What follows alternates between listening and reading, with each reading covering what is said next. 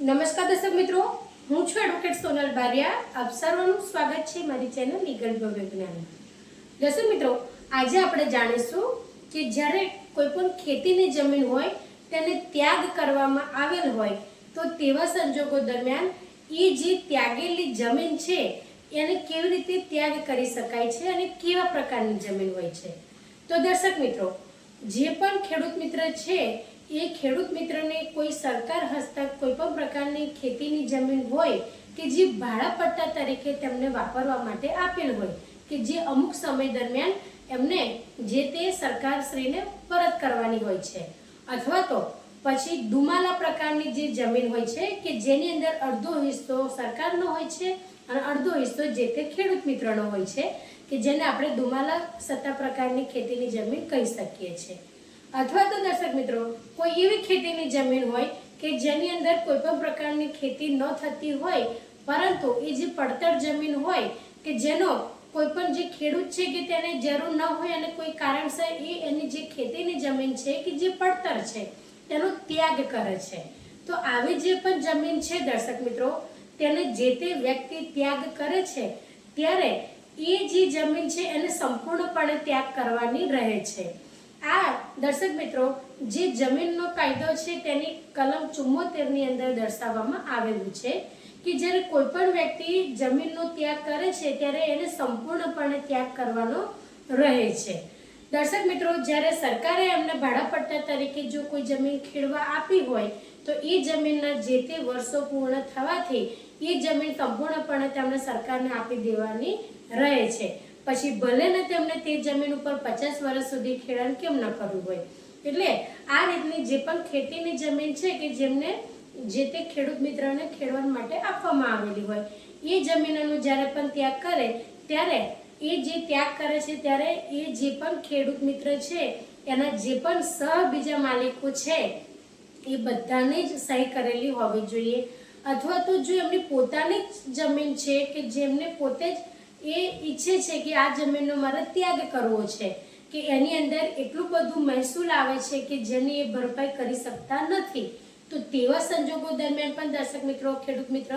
કોઈ પણ પ્રકારની જે ખેતીની જમીન છે તેનો ત્યાગ કરે છે કે આની ઉપરથી અમને કોઈ પણ પ્રકારની ખેતી કરીને પણ ઉપજ નથી આવતી અને તે ઉપરાંત તેની અંદર મહેસૂલ અમારે વધારે ભરવાનું થાય છે, એટલે આવી જે પણ ખેતીની જમીન છે એને અમારે નથી ખેડવી, એટલે આ જે ખેતીની જમીન છે એનો અમે ત્યાગ કરીએ છીએ. તો આવા જે સંજોગો છો એવા સંજોગો દરમિયાન દર્શક મિત્રો, જે પણ ખેડૂત મિત્ર છે જે એમની શાકબારનો જે ઉતારો છે તેની અંદર જેટલા પણ અરજદારો છે એ જે પણ સહમાલિકો છે તેમના બધાને સહીની જરૂર પડે દર્શક મિત્રો કે આ જે ખેતીની જમીન છે એનો અમે ત્યાગ કરીએ છીએ, એટલે હવે પછી અમે એની પર ખેતી નહીં કરીએ. એટલે આ રીતનું જે પણ કોઈ પણ પ્રકારની સમસ્યાના કારણે અથવા તો કોઈ પણ ભાડા પટ્ટાવાળી જમીન હોય અથવા દુમાલાવાળી જે ખેતીની જમીન હોય કે જેનો સમયગાળો પૂર્ણ થવાથી સરકાર પરત લે છે, તો આવી જે પણ જમીનો છે એનો ત્યાગ કરવાથી જે તે ખેડૂત મિત્ર અથવા એમના જે પણ અરજદારો હોય સાતબારની જમીનના જે પણ ઉતારાની અંદર જેટલા પણ નામ હોય એ બધાએ સાઇન કરવાની રહે છે અને સંપૂર્ણ ત્યાગ કરવાનો રહે છે. તો દર્શક મિત્રો, આની અંદર મુખ્ય બાબત એ છે કે જે પણ ખેતીની જમીનનો ત્યાગ કર્યો છે એ ખેતીની જમીનની અંદર જો દર્શક મિત્રો કૂવો હોય અથવા તો તેની અંદર કોઈ પણ પ્રકારના મોટા અથવા વિશાળ ઝાડ હોય તો તેની ઉપર પણ એમનો અધિકાર રહેતો નથી. આ એક નોંધનીય બાબત છે કે જ્યારે કોઈ પણ ખેડૂત મિત્ર પોતાને ખેડતા હોય એવી કોઈ પણ પ્રકારની ખેતીની જમીનનો ત્યાગ કરે છે એ કોઈ પણ કારણસર, તો તેવા સંજોગો દરમિયાન એ ખેતીની જમીનની અંદર રહેલા કોઈ પણ પ્રકારનો જે કૂવો છે અથવા મોટા ઝાડ છે અથવા તો કોઈ પણ પ્રકારનો નાનો પાણીનો કોઈ પણ અંદર સ્ત્રોત હોય તો એની માટે પણ એમને કોઈ પણ પછીથી હક રહેતો નથી. કે એક વખત એમને જે તે ખેતીની જમીનનો ત્યાગ કર્યો ત્યારબાદ એ જમીન ઉપર એમનો કોઈ પણ અધિકાર રહેતો નથી, પરંતુ જે ત્યાગ છે એ માત્ર બોલવાથી નહીં પરંતુ જે લીગલી કાર્યવાહી છે એની ઉપર જે પણ એમની સાઇન છે સાઇન કરવાથી અને લીગલી જે પણ પ્રક્રિયા છે પ્રક્રિયા કરવાથી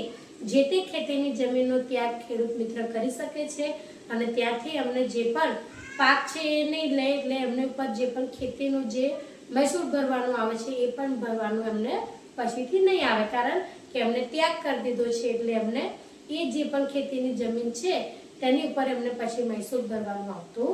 નથી અને એની અંદર કોઈ પણ પ્રકારનો એમનો હક હિસ્સો પણ રહેતો નથી. એ પછી સરકાર હસ્તક થઈ જાય છે. જ્યારે કોઈ પણ ખેડૂત મિત્ર ખેતીનો એમનો જે પણ ત્યાગ કરી દે છે ત્યારે કોઈ અન્ય વ્યક્તિને નથી વેચી શકતા, એ શ્રી સરકાર થઈ જાય છે. એટલે આ જે આપણે કહી શકીએ કે બે વ્યક્તિઓ છે, જે ખેડૂત છે અને સરકારશ્રી, એ બેની વચ્ચેનું આ એક કાર્ય છે કે જે વ્યક્તિએ મહેસૂલ ન ભરવાનું થતું હોય એવા સંજોગો દરમિયાન એ એમની ખેતીનો ત્યાગ કરીને એમની જે પણ મિલકત છે એ શ્રી સરકાર કરી દે છે. તો દર્શક મિત્રો, આ રીતે જે પણ ખેડૂત મિત્ર જો એમની પોતાની ખેતીની જમીનની અંદરથી ઉપજ ન મળે એવું હોય અથવા તો એમની જે ખેતીની જમીન છે તેની અંદર વધુ પડતો મહેસૂલ આવતો હોય કે જેના કારણે ભરપાઈ કરી શકે તેવા સંજોગો ના હોય અથવા તો પડતર જમીન હોય કે જેની અંદરથી કોઈ પણ પ્રકારનો એ ખેતી ક્યારે પણ કરી શકીએ તેવા સંજોગો ન હોય અથવા તો જો સરકાર તરફથી અમને ભાડાપટ્ટે આપેલી હોય અને એની અંદર જે ભાડાપટ્ટેનો જે સમયગાળો છે એ પૂર્ણ થઈ ગયો હોય,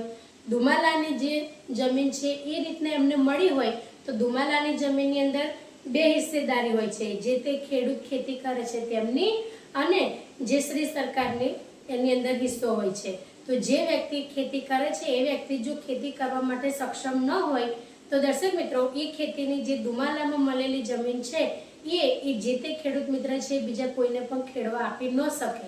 માત્ર ને માત્ર એ વ્યક્તિ જ ખેડી શકે એવા એની અંદર નિયમો છે. તો આ નિયમોનો ભંગ થાય તેવા સંજોગો દરમિયાન પણ જે તે દુમાલામાં મળેલી જમીન છે એ ખેડૂત મિત્રએ ત્યાગ કરવી પડે. તો આ જેટલા પણ કારણો છે એ કારણોસર જો કોઈ પણ ખેડૂત મિત્ર